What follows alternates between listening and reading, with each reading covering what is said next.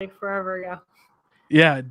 We're rolling, by the way. Do you still do anything with the Millennial Solution? Yeah, all the time. Yeah. So we're functionally really running two different companies. And so we're still working with a lot of our clients on generational leadership. So working with the Navy and the Air Force and a number of our corporate clients on how do you engage the next generation. And I think a big part of it with like the great resignation, with all of these young people deciding, why would I work for a boss when I can work for myself, or why would Yeah. I work in an office when I can, work from the beach, is causing a lot of people to question how to engage with a new generation of employees. So yeah, we spend a lot of our time still working with companies on generational leadership. Yeah, that's great. That was actually one of the, I'd read that and I'd heard that you had done that, had worked with like some of the military on engaging millennials. That kind of sounds like, I mean, I'm glad that they're doing it, but when I first heard that, I'm like, that kind of sounds like something they wouldn't do. So how did that whole, consulting the military on generational leadership, especially like how to deal with millennials, because you think of millennial, like I'm a millennial, and you hear all the stereotypes, and then you put those stereotypes into the military, and it almost seems like the military would just not care about that, and they Yeah. just kind of blow through it with their own agenda. Yeah. I mean, the majority of folks who are in the military, especially enlisted and kind of first officers, those are all folks that are millennials and younger. So I think the question really started, years ago. I mean, my first client was the Navy, was how Mhm. do we engage with this new generation of soldiers and cadets coming in who are just totally different. They see the world differently. They want promotions differently. They have different mental health needs even. I mean, the conversations that we've been able to have with leaders in the military around even just the role of mental health, for example, has been absolutely fascinating. The role of leadership. I mean, it's re-enlisting. I mean, they're having just as much of a challenge of engaging the next generation as major companies and small boutique Yeah. firms. So their outfits may be different, but I think the challenges are still very much the same. Well, I think that's really cool that they're very open to kind of battling that in just a different way. You know what I mean? And like talking and bringing on like a company and consulting company like yours to like deal with the new millennial like military generation. You know what I Yep. mean? I Yeah, just thought that's exactly right. I was like, oh, that would just be a really that would be it'd be fun to be like a fly on the wall in that room, especially if you get like some old kind of like some old school general or something like that, or just some old school leader who's like, we're not doing this, and to kind of, have you had an experience like that? Have you had to like, has it been an uphill battle or? Yeah. I wouldn't necessarily say uphill, but we have definitely had some generational perspective opportunities where you come in and you're like, clearly they see the world differently. So I remember I went in and I was meeting with one base commander, and we were talking about the next generation. And I was talking about how this next generation really wants to be fulfilled. And without thinking, he just said, fulfilled. He's like, why don't they just go fulfill my coffee? And I was like, oh, okay. You certainly believe that. Like, you said that out loud. That wasn't even like a thing for him. So it was really, there had been many moments like that, that the old guard of leadership of that's the way we've always done it, sit and wait to be promoted or seen or compensated differently. That's changed so much just because of, certainly I think millennials have played a big role. I think our expectations around our jobs is certainly different as well. Yeah. But I think just overall, um, society in general is requiring something different from employers. And so I'm excited to have been part of the conversation early on, bringing in our experience with millennials, and now Yeah. our experience with purpose has really created a very powerful conversation around why people matter, how to engage with people more, and how to do work that really is making a difference in the world.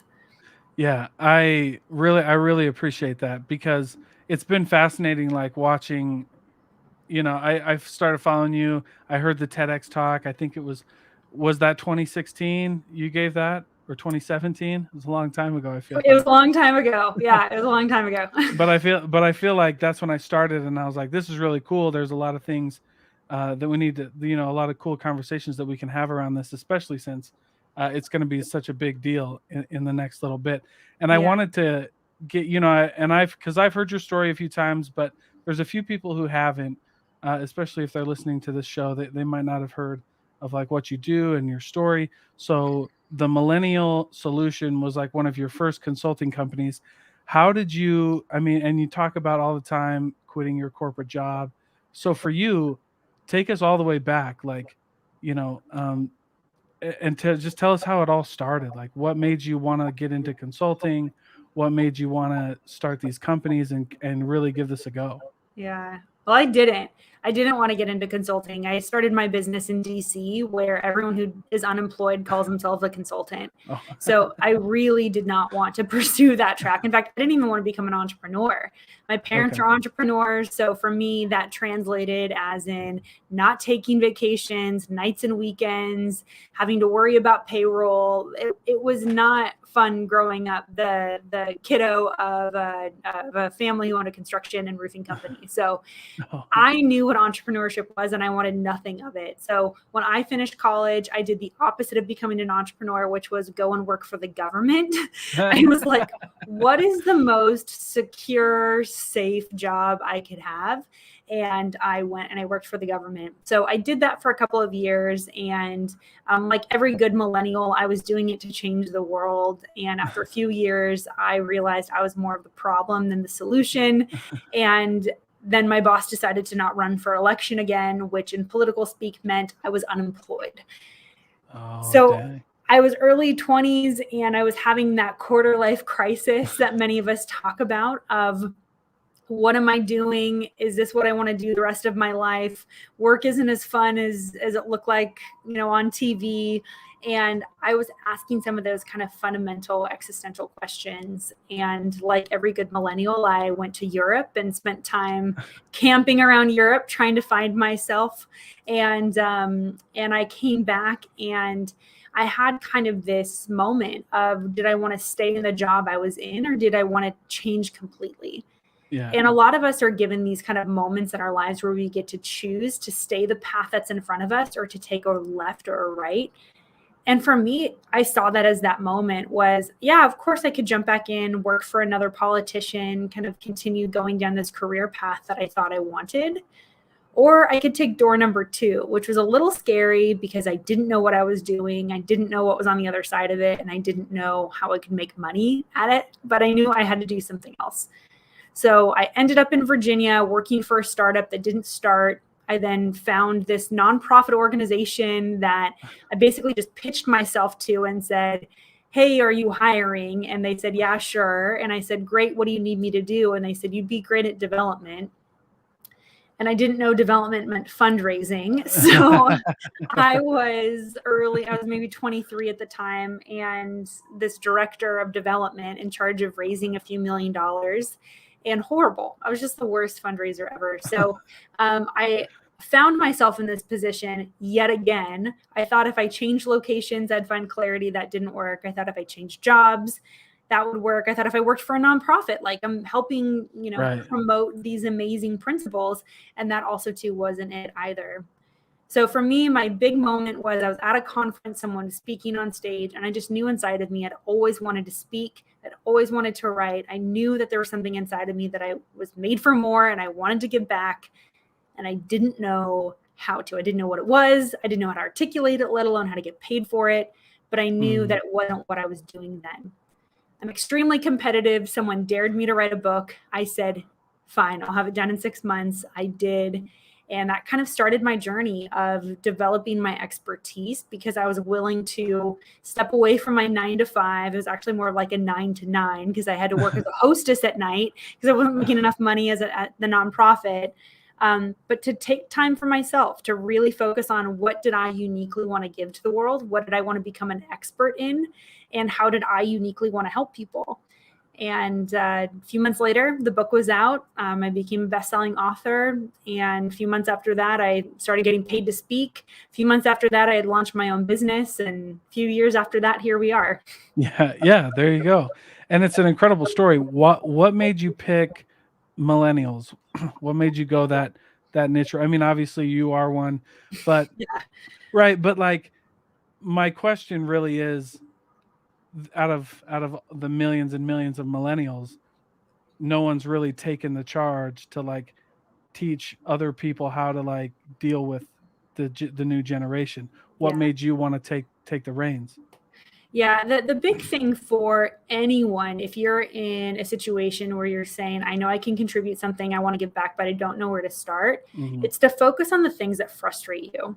If you use frustration as your guide, it really helps you bring a lot more clarity. Yeah. So I was frustrated that my generation was seen as entitled, lazy, horrible to deal with, and really not worth the time to invest in. I was usually the person in conversations trying to bridge that gap, trying to explain who millennials were, let alone what was wrong with us. And so I started to recognize a theme. I stopped and reflected on what brings me joy. And for me, it was bringing people together who didn't understand each other, who wanted to create great relationships, business relationships, mentoring relationships, you name it. That brought me a lot of joy. Also, too focused on my frustration. I was annoyed and frustrated and frankly a little defensive that millennials had been given such a bad rap. And then finally, I really looked at what could I do to contribute? It's not enough to have an opinion. You need to have insight. And insight is really focused on expertise. So I call myself an expert, not for myself. Like I don't like need the ego boost or put it on my business card or something. We call ourselves experts for other people. Yeah. So an expert is someone who really just knows more than anyone else in that room. So you may say, well, I'm not an expert in, in such and such because there are people who know far more than I do. Of course there are. There are always going to be people who know more than you, but you develop an expertise two ways. Number one, from experience. You've done it, you've seen it, you've lived it. And number two, through empirical research. So really that means education. I've studied it. Here are the things that make sense. Here's the theme that I've recognized everyone else is talking about. Mm-hmm. And the best experts are both. They have the experience and they've done the research. If you don't have the experience yet, if you're new to an industry or you're new to your career, start with an empirical approach. That's what I did. I didn't have any experience managing millennials, let alone teaching on managing millennials, but I wrote a book that basically looked at what everybody else was saying and tried to say it better. Once I'd established myself as an expert, I then could take those next steps because people actually cared what I thought. It wasn't just my opinion, it was insight. And from there, I was able to start a firm, a company, and hopefully a movement. Yeah. And I think you really did. I like what you said about, frustration as a guide, because one of the things that I really enjoy doing is like writing. And I learned how to write when someone said writing is good editing. Yeah. You know what I mean? Like Yeah. that really made me mad. So I'm going to like edit that and write it, like give my take on it. And like, yeah, and get kind of frustrated. And that's true. Like, I think a lot of us, as millennials felt that frustration, like, and when, and a little bit about me, like history wise, I'm a millennial and I got really frustrated every time somebody would use the word entitled, Yeah. like I was like, I'm not entitled. Yeah. I'm literally from Iowa, the poorest county in Iowa. I was like, we weren't given anything. Yeah. Like there's nothing to be entitled for because there was nothing there, And so I was Yeah. like, I literally worked really hard at what I did. And so, yeah, that always frustrated me, like the entitled part. And I was just like, dude, that doesn't make any sense, man. It's true. And no one wants to be given a stereotypical label. It just simply means that you're mentally lazy because you're not even trying to get to know the other person to either prove that label right or prove it wrong.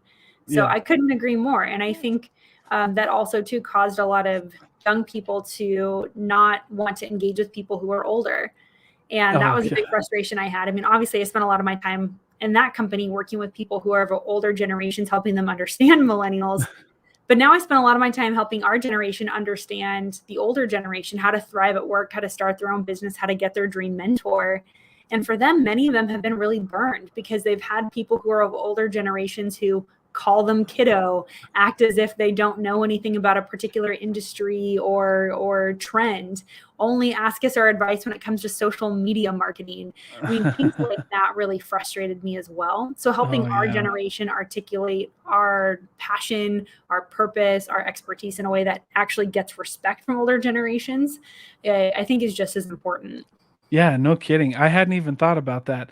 In my experience, like I went into an industry right away that was like very it, like sales is very old school. Like if you want to mentor in sales, it's you're just going to find it was just really hard for me. And so I intrinsically had to like figure that out on my own, but I'm really glad that you're helping people like no, this is how you interact. This is what makes each of us tick. And this, if you want to get further, because in your book, The Purpose Factor, which we will talk about, because I thought it was great, but in your book, you brought up one of my favorite books, which was The Hero with a Thousand Faces by Joseph Campbell. Yeah. And getting a mentor and finding somebody to like help guide you and give you challenges that have a purpose is a huge part of like figuring this whole thing out. Yeah. And I think mentorship is one of the most important and powerful conversations that we can have. Whether you're just starting out in your career or you've been there for 25 years, having a mentor simply means surrounding yourself with people who look and think differently than you. So a mentor isn't just your Yoda, the person who's been around longer, who can tell you take a left or take a right. A mentor can also to be a peer, someone who sees the world differently than you, or a mentor can be someone younger than you, where we call it reverse mentorship, where someone's coming in and telling you, hey, why don't you try this? Like one of my mentors is 23 years old and he's my coach and he's my consultant and he comes alongside me and helps me do things that I didn't even know that I could do. Yeah. And so if I just looked at him and said, well, you're almost 10 years younger than me, what can you teach me? I would have missed a huge opportunity to grow in my business. It would have cost me probably at this point over $150,000, but more importantly, a perspective shift. And that's what I think that kind of curiosity brings when you just put yourself in situations where you can be challenged, where you can be proven right or proven wrong. And finding a mentor is one of the most important things that you can do. But I will say when you're looking for a mentor, there are a couple of things you need to consider. Like number one, what have they done that you could see yourself doing? Don't find a mentor that doesn't have a template that you want to follow. So whether it's the type of career that they've had, the type of family life that they've had, the type of impact that they've had, the type of book that they've written, whatever that looks like, whatever it is that you want, start to cherry pick mentors that are doing or have done exactly what it is that you want to do. Yeah. Number two, be respectful. A lot of times people come in and they even approach me, hey, will you mentor me? And for them, they think that means spending 4 hours of my Saturday, asking me questions about whether they should break up with him or not. That's not mentorship, that's friendship. So be intentional about what it is that you want from your mentor. Interesting. I'd say number three is don't be afraid to invest. When I was younger, I thought mentorship was free. I thought, well, of course, everyone's going to want to mentor me. Maybe I was that entitled millennial. But the truth is, as you get older and maybe more wise, you start to recognize that great advice isn't free and you really do get what you pay for. So if you're going on the internet shouting into the ether, hey, I want advice on this, there's going to be plenty of websites that are going to tell you what to do, but that's not customized to you. That's not someone coming alongside you, and that may not actually be grounded in wisdom. So don't be afraid to invest in a mentor, a coach, a program of someone who's doing what it is that you want to do. Yeah, I think that's great advice, especially on the investing side. Like I've taken a lot of like as a sales guy, there's books, there's courses, there's podcasts, there's programs like for sure. And it's funny, like when you put it that way, somebody who's doing what you want to do, I think that really opens people's eyes to like what it really means to like get a mentor. And like and most of the people who I consider my mentors don't know that they're my mentors because I like because I find a lot of different ways of doing things. I like to go across the spectrum, and then bounce ideas off of the people that are really doing it. And so I really enjoy that. Now you wrote the book, The Purpose Factor. I've read it. I loved it. And it was like a great book. One of the reasons also that I really started following you on LinkedIn was because I felt like we were kind of the same in the sense of like this contrarian view of the world. So like one of the first things I remember when the purpose factor was, when you were promoting that on LinkedIn, was like about purpose, Yeah. or excuse me, not purpose, passion. That always really bugged me when people were Yeah. like, follow your passion. I'm like, that doesn't, like, it just didn't make any sense to me. Nope. I thought it was dumb. I was like, this is, and so when you started talking about like, you said it, I was like, okay, this is interesting. Let's dive in a little bit more. But Yeah. what was the first, what made you first start to question passion? Yeah. Passion is just the worst advice that I think you can give anybody. Yeah. And I remember going through high school, college, grad school, and everyone kept using this P word, passion. And it seemed a little childish. It seemed like you were making me make a decision about my life and my career based off of what I liked to do, which at the time, if I'm 17 or 18 or 19 years old, I like to do dumb stuff. So why are you asking me what it is that I'm passionate about? Like, I'm passionate hanging out with my friends. I'm passionate about not working. I'm passionate about burritos. I mean, you pick it. If you would have asked me what I'm passionate about, at the time it was, tennis and politics. And Yeah. I was really very cool at 17, obviously. But and I did pursue my passion of politics in my undergrad and even going on to my graduate degree, but Uh-huh. trying to find a career with it was really my intention. And I think when we make conversations, especially about careers, whether it's leveling up in your career or starting your own business, when we only focus on passion, it's so short-sighted and it's so emotional. Hmm. So you could be passionate about sandwiches, or you could be passionate about ending human trafficking. Hmm. You're using the same word for two very different things. And so that's what I think is important, is if you're going to use passion, define it first. Understand that passion is really the type of problem that you want to solve. We get Yeah. really excited when it comes to solving problems for people, coming alongside folks, helping them brainstorm and think through their business idea, or rebranding, or trying to save money on things. As humans, we're designed to help each other in that way. So when people talk about passion to me, I'm really trying to listen to what they mean by the type of problems that they're solving, not their hobbies, not the things that they do on nights and weekends, and not the things Yeah. that they distract themselves from the crappy job that they have. I'm Yeah. really listening. What types of problems do you like solving? And that's the conversation I want to have. Yeah, which I really appreciate, because whenever I think of passion, like, to me, like, semantics matter, right? And so just like what you're talking about, like when you say passion, like, what are you talking about? Because when I heard passion, like in the little circles that I'm in, passionate always meant, or at least they alluded to the fact that like happiness, which you also write Yeah, about in your book, right, yeah, is like is a goal. And I'm like, well, no, man, I really love what I do, but yeah, that does not mean I'm certainly not happy every day that I do it. Like, there's there's crap that I got to deal with, there's fires that I got to put out, and sure. some days I want to quit, right? And so when I would hear passion in my circles that I would be involved in, it would be like around happiness. And I'm like, and which leads Yeah, me to the next point, which I really gravitated towards your energy, was like happiness really isn't like the goal, right? It's yes. it's more of like this. It's more of like, yeah. Anyway, but go ahead and explain like what you mean by that.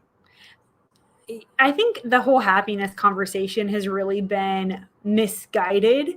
Yeah. And when you talk about happy, it really is so situational. So, like we talk about in the book, like, you're happy if someone lets you into traffic, or we're unhappy if someone cuts you off. It's really so dependent upon other people. And so if someone Yeah. were to ask you, are you happy? You're going to run through, did you get in a fight with your partner? Did your boss acknowledge the work that you did? Do you feel like you're being well compensated? All of those examples are based off of how other people see you. And if you Hmm. make your whole life about being happy because of how someone sees you or treats you, you're basically living in reaction mode, and you're never going to truly be happy. And so the focus isn't really on happy, it's on content. Are you content with where you're at? Are you content with the impact that you're having? Are you content with the amount of money that you're making? If you're asking that question, it actually reframes the conversation to be much more forward oriented and much more others focused, because happiness is really all about you and purpose is all about other people. Yeah. I like that you brought up the word content, because I learned that from a mentor a long time ago. He really opened my eyes to really tell me that there's a difference between like being content and being complacent. You know what I'm saying? And Of the goal course. isn't, that it's not, we're not complacent, but we are content, like with what you mentioned in the book, the path that you're on, the purpose that you have. Like, this is what I'm supposed to be doing. Because if you're content and you have your purpose, you're really cool with yourself. You're very self-aware, and you can keep going through the hard times. And I think that's the point that like I really enjoyed about the book, was like, this isn't to like, you're not going to be happy all the time. You're not going to be, you know what I mean? It's going to feel like sometimes you're not doing what you want to do. But if you know you're on the right path, then you can know that you just need to keep going, right? And that Yep. there's more coming. Yeah, and being content really does give you context. So Yeah, if you that's a have great point. this perspective of, I'm in a job right now, but I know how long I need to be at this job until I launch my own company, that gives you context, what I call bridge income. So the money that you're making now, so that way you can build up your own thing. Versus if you don't know what's next, you feel like, this is my grind and I've got the Sunday scaries and I feel like I'm not, utilized at work, and all of those things that people get frustrated about the job that they're in. It's because they don't know what they're working towards. As humans, we crave context. If I were to ask you, hey, can you come over and move this dirt in my backyard? And I live on the 25th floor in a condo, so proverbial backyard. You would probably want to know why. As humans, we're constantly wanting to know. If I were to say, oh, just because, I'm, wanting to punish you for something, you'd be like, yeah, sorry, no, I'm not interested. But if I said, hey, we're actually building a pool for a veteran who, is just returning from war and his house burned down, and I had this whole story, you'd go, absolutely, I'm in. Yeah. Because as humans, we crave context. So if you don't know what you're working towards, you're not going to work very hard at any of it. And so if you know that purpose piece and what you're working towards, it's really important. So I think sometimes even too, because I work with a lot of folks who are in their corporate 9-to-5 space, longing for independence, wanting to be free of a bad boss, a bad paycheck, bad schedule, but they don't know what they want to move towards. And they're bitter at where they're at versus being thankful that they have a job, but they're not really focusing on what's next for them. And really that what's next should be not only the discovery of their purpose, but the use of it, which is far more exciting. And so that really comes down to getting very clear about, back to how you solve problems, number one, and how you articulate how you solve problems, number two. Because whether you are a bricklayer or a consultant or a doctor, whatever your job is, if you cannot articulate how you solve problems for people, you're not going to get paid well. And you're not going to be excited about what you do because you're not going to be focused on other people. Yeah, other people. And then and when you say that, other people aren't going to be excited because it's very generic, right? Yes. There's no like, what's in it for me. And people like gravitate to people who are specific, and specifically how they can help them in a very, I like in the book you mentioned, like, I got my degree in accounting, and I have the weirdest background, like accounting and sales. So that is quite the combo, not something that you typically hear either of. yeah, exactly. And so, but it served me very well. And so when you had the accounting one, I was like, yeah, that's it, man. What do we help people do, and who is it that we help? Because when people feel like you hear them, it changes the whole conversation. Right for the one, right for the one person that you're going for, sell to the one person that you're with, right? Yeah, it's just incredible how the whole relationship changes with that. So I have another question. You've been on a lot of podcasts. You go on them frequently. You're promoting the book and everything. What's the biggest message that you're trying to tell people? Like, what's the message in all the podcasts? If there was one thing that you're trying to get across, what's the most important thing? Yeah, I love that question. I don't think actually anyone has ever asked me that question. Oh, So hats off to you. I appreciate that. Yeah, I mean, really, our heart more than anything else is for people to know, number one, that your purpose is discoverable. And number two, that when you find your purpose, you have to use your purpose to find fulfillment. It's Yeah. not enough just to know that you are enough. It's not enough to have positive self-talk and to feel right with yourself and to work whenever you want and all of those messages that we hear across social media. It's not enough, because at the end of that, after the end of all that self-enlightenment, if you're not using it to help other people, you're going to end up frustrated, bitter, and broken. And so you have to know your purpose, but more importantly, you have to use your purpose. And that's the big message: is purpose is practical. You can take and use your purpose and apply it to the company that you want to start or the company that you work at. If you're in between jobs or staying at home with a kiddo, you have a purpose as well. Your purpose isn't dependent upon who's signing your paychecks, but it's how you use your purpose uniquely to solve problems for people. A Yeah. lot of people don't talk about purpose because they don't know what purpose is, but purpose is simply what you have inside of you to help other people. Mm. So once you release yourself into that and step into the fact that you're put here on purpose to be able to use that purpose to help people with a specific problem and create a specific solution, that is where true fulfillment comes from. Not happiness, which is situational, but fulfillment, which is long lasting. Yeah. And I like in the book where you mention, I think it was Aristotle. And I remember reading this, in just some of my philosophy studies as well. But when he mentions like happiness, you really define that at the end of your life. Yeah. And then it's like, what do you do during it? Yeah. Right. And I love that you bring up service and gratitude, because they really change people. And it's kind of come back in a good way. And it's really sad that it was lost for so long, that like these very basic values, service and gratitude, actually propel us in life, and can help us find our purpose and help us live intentionally, and be mindful of what's going on around us and the people around us. Because yeah, I think that one of the best things that I've ever learned, like in sales, was like, how do you make $1 million? Well, you help 1 million people, right? And or you just start helping people. Yeah. And that's always been it for me, is like, you just have to like get outside of your head, get outside of yourself, look around, find people to help, and then you're on the way. Yeah. But it's so simple. But like, why is it so hard for people to get this concept? Yeah. I think a big part of it is our society has made it all about us. Yeah. And maybe it's that millennial thing popping back up again too. But if you think about it, so much of our lives is about us. It's, what do I like? Where do I want to study? What do I want to do? And so short term, it's created a lot of unhappy people because they have such high expectations for things. Yeah. So we train a generation to go to college because we say, in college, you're going to figure out what you want to do with your life.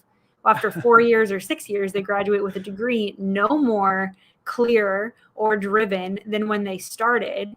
And then they jump into a job, and then people say, well, try a bunch of jobs and see what sticks. Well, you get into the job and you're pretty good at most of them, and you can kind of justify why you should work at, be an accountant or be a lawyer or get into marketing and PR, become a nurse. All of these things sound okay to you and you can see yourself doing it. So then you end up jumping from job to job. And because you had an expectation that that job was going to give you clarity, like a giant button that you push that says like, yes, this is my chosen career, you're now frustrated with that job because that job was supposed to play a specific role in your life. And then you get into a relationship, and that person is supposed to complete you and make you happy at 100% of the time. And then that certainly doesn't happen because they're human just like you.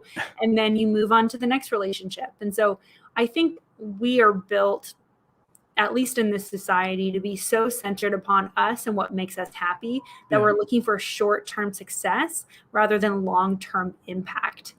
And so when we have these conversations in our companies, on our teams, in our own personal lives around purpose, we start to recognize that what we uniquely have to offer, the skills that we've developed through education and experience, the perspective that we have, the role that we tend to play, the things that we do without even really noticing, the types of problems that we like solving, all of these things, when combined in the right order, which we talk about in the book, really help give clarity about what it is that you should do next.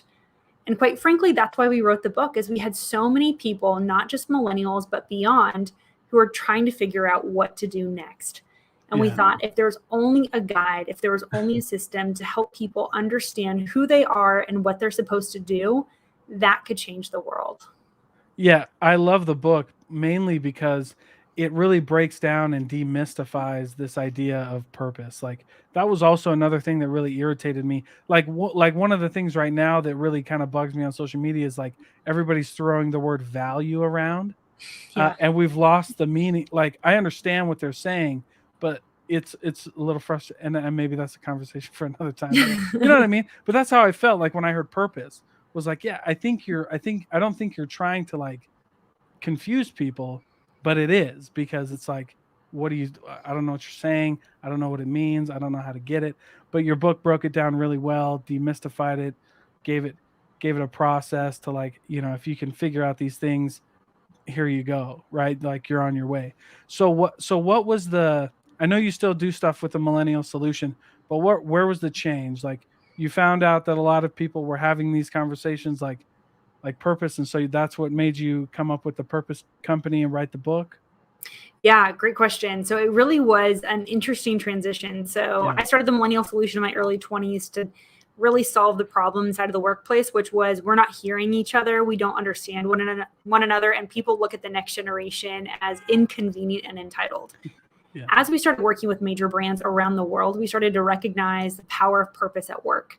Millennials were coming in and they wanted to know that their work mattered and that they mattered. And as we started working with a lot of these major brands, we looked around and we were like, this isn't just a millennial thing. Everybody wants to know that they matter and that the work that they do matters. And so we started to develop this training, these assessments, these workbooks inside of these major companies that we were working with. And as we started developing this program, we started to recognize the power of purpose, because as we started to define purpose, people would pull us aside and say, no one's ever talked about purpose that way. And we started to recognize that there was a really powerful theme. So we started just for fun, having friends over, and we would like have a big dinner and we'd help them find their purpose. It was something that my husband and I just kind of enjoyed doing. And one would call it a passion.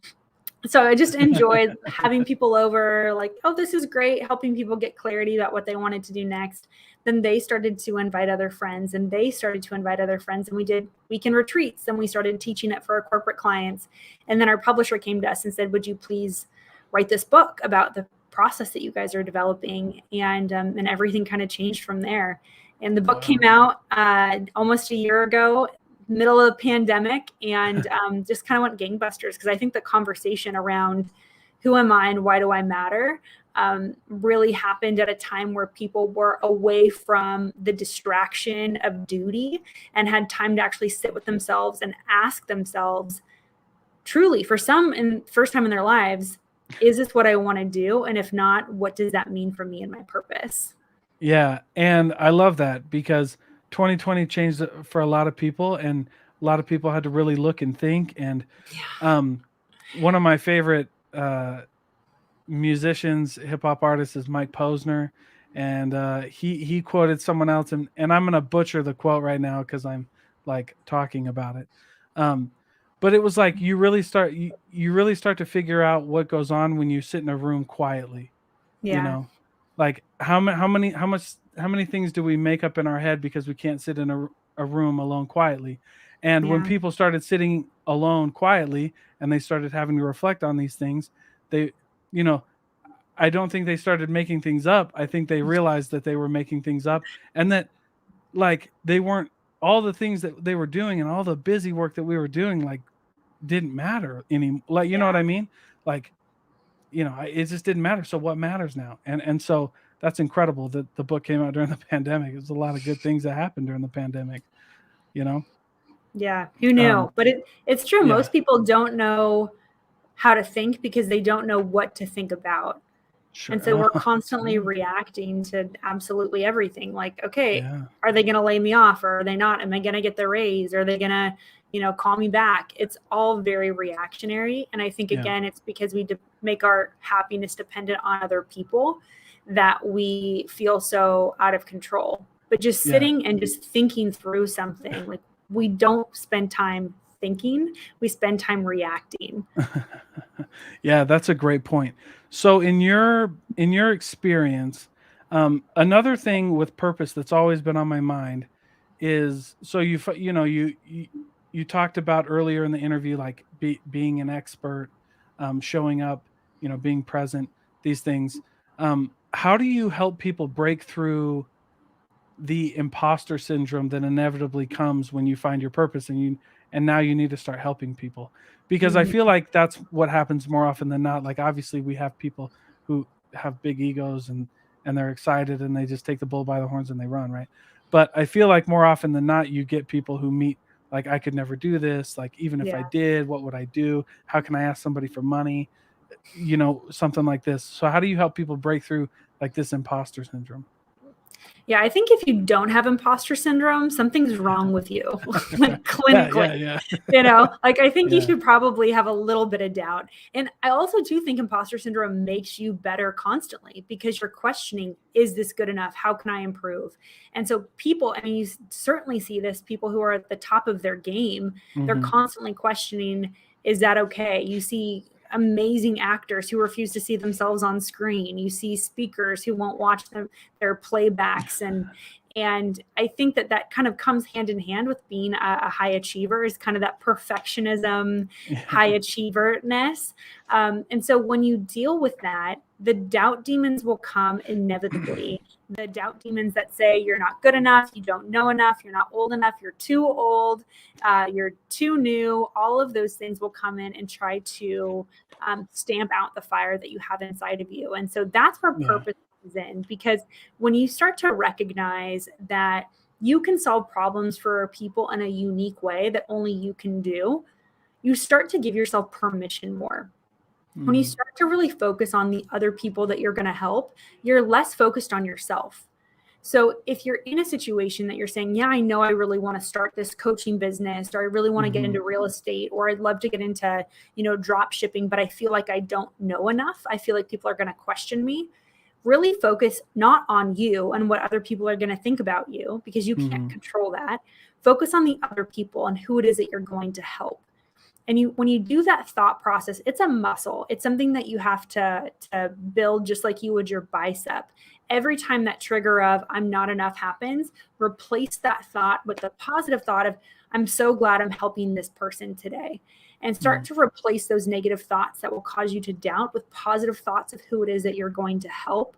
And you'll start to see over time that those doubt demons start to lessen their grip on you. Mhm. Because especially at the beginning, you'll come in and you'll say, well, I don't want to be like that person, right? Because that one jerk who posts online all the time, who calls themselves this expert and they're horrible. You're like, well, I don't want to be like that guy. And Yeah. so a lot of times I hear people say that is because if there's a bad actor in their industry, whatever their industry is, they don't want to jump into it. But that's kind of like going to a new city and saying all the coffee shops here suck, but I don't want to start a coffee shop because everyone's going to think mine sucks. You would Oh. say, oh my gosh, all the coffee shops suck here. I should create a great coffee shop because there's a hole in the market. So Yeah. change the way that you view your mind. Just because there's other bad actors in this space doesn't mean that just because you enter into it, you're going to have that bad label. Prove them wrong, create a better product, and serve people more efficiently, more effectively, and with more fun, just by simply using your purpose. Yeah, and I think it's great because that's a big one, especially like in a pretty saturated industry. So like I fought through this while I was actually reading your book, and your book helped me out a lot to like go through. I was putting out like a sales ebook and kind of helping people in sales. And it's a very like super saturated market. Everybody thinks they know everything, and there's so many Sure. different niches and stuff. And it definitely helped me realize, like, you just, like, done is better than perfect. Get out there. You're gonna help somebody, and just keep going. And also, like, to be cool with like having haters. Like, somebody's not gonna like you, and like, are you gonna be cool with that? Um, and Yeah. so it's definitely a big one. But I like I said, really enjoyed the whole book. And you mentioned one of the last things I want to talk about, because I feel like my audience, um, ask this question a lot. Like we run into this when I'm in different circles, talking in my audience. But you mentioned in one of your videos, like jumping from project to project. Yeah. Right? You know what I'm saying? I do. I felt like that all the time. Now I actually have ADHD, so I blame it on my ADHD a lot. But you know, you find one cool thing like, oh, maybe I want to drop ship, and you like go down the rabbit hole on that, and then you're like, maybe not, and then you jump here, you jump here. So what's the deal? Like, is that a problem? How do you fix that? How do you nail down one thing and just go for it? Yeah. Yeah. It jumping from thing to thing is one of the biggest pandemics affecting our generation because Yeah. we are an inch deep and a mile wide. We don't know how to pay taxes. We don't know how to do our laundry, but we know how to drop ship and how to, set up our routers and, do whatever video game. So Yeah. because of that, we have such divided attention spans. And so we're not actually great at anything. We're just good at a lot of things. Yeah. And so short term, that's affected our generation because it means that we're not really hireable. So people don't really want a generalist on their team. They want someone who's an expert who can come in and solve a specific problem. Mhm. It's also too going to hurt us long term when it comes to any sort of income generating activity.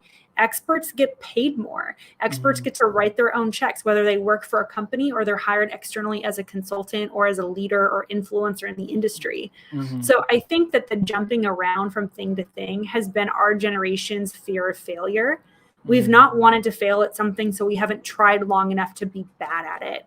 Because we've been told by our parents for such a long time, you're great at this, and we got trophies just for showing up. I get it. I played competitive tennis. I have more trophies on games I probably never played in than anything else, but that's caused our generation to have an expectation of immediate results, immediate recognition, and immediate reward. So when we don't get that immediate satisfaction, we move on to the next thing. And so that means that we don't have grit, we don't have context, and we're not sticking around long enough to find out if we're even good at it. So of course, you start something new, you're gonna suck at it. So I think that that's part of it, is just realizing you're gonna suck at whatever you're new at. Is it worth going through the suck to get great at it? That's the question you need to ask yourself. And so those questions come everything from what kind of impact do I want to have? Is this helping the amount of people that I want to help? If not, then don't go through the suck. Is it going to give me the kind of lifestyle that I want? Then don't go through the suck. Is it going to give you the kind of income that you want? Then don't go through the suck. You don't have to keep staying in an industry or a career or a job path that you don't want to go through the suck. And that's one of the big questions I think people need to ask is, I don't mind doing the grind, but why am I doing it? It's back to that question of context. Yeah, and it comes back to purpose, right? Because how do you know if you want to stick with something, even if it's going to suck and you might be bad at it at first? Yeah. If it checks off all those boxes and it helps you fulfill your purpose, like in your book, you talk about people wanting to be teachers or leaders. That's the one that stuck out to me because when I read that, I was like, yeah, dude, that's me. Like, I just today at work, somebody was asking me because I'm in sales but I spent a long time in the accounting industry, and somebody was asking me about taxes, and I got up to the whiteboard and I just started like writing stuff down. And I was like, and it was like, and one of the guys was like, you should charge people for this. And I was like, I don't really care about that because I'm not really like, that's not my purpose, but I knew that, but like teaching was, and so it's just very interesting to go through that whole process and to kind of see it while I was reading your book. It was very cool. Yep. Well, yeah. And we talk about that as one of the natural advantages of someone being a teacher, which teachers are some of my favorite people to hang out with, but they're also too really annoying because like one of my best friends is a teacher. And so like, we'll be having dinner and he's like, well, hey, this is actually how you should set the dinner table. I'm like, I don't care. Like, I don't care. So yeah, teachers I love them and I hate them because you're constantly translating information and teaching other people with it. So it's a superpower, but it's pretty funny. And that's one of the things I like about our book is it gives frameworks and titles to things that you see in yourself. Whereas before you may feel that way. You're like, yeah, why do I like to do this? Yeah. And so we give language to a feeling. Yeah. And like I said, I loved it. I absolutely love the book. And I really appreciate you coming on and talking through your book and everything. So Before we leave, though, I like to do this with everybody. Just give yourself the plug. Tell us where we can find you, how we can buy your book. I'll have all that in the links below. But if people want to follow you and get involved, how do they do that? Yeah, that would be great. So we actually have a free community where we teach a lot of the concepts in the book. So it's called sevenfigurepurpose.com, the number 7figurepurpose.com, where we offer free training. We go deeper on content. We answer questions. So it's a great way to stay in touch with us, a great way to go deeper, and a great way to get to know us a bit more. So sevenfigurepurpose.com. And the book is called The Purpose Factor. You can buy that wherever, right? You can buy that wherever, yeah. And we're really thankful. I mean, the book really blew up. It's been endorsed by folks like Dwayne "The Rock" Johnson and Simone Biles and Lewis Howes, and we are really, really honored. Like the Chicken Soup for the Soul guy endorsed it. So we've been really honored that so many kind of titans across industries have all kind of come together and said, yes, purpose is important, and we need to talk about it now more than ever. And like I said, I love the book. And I hope it keeps going up, like truly, and that's why I was really grateful that you accepted the invitation to be on the podcast. So, thank you so much, and I'll make sure that this gets out. And I really appreciate your time. Thanks for having me on, my friend.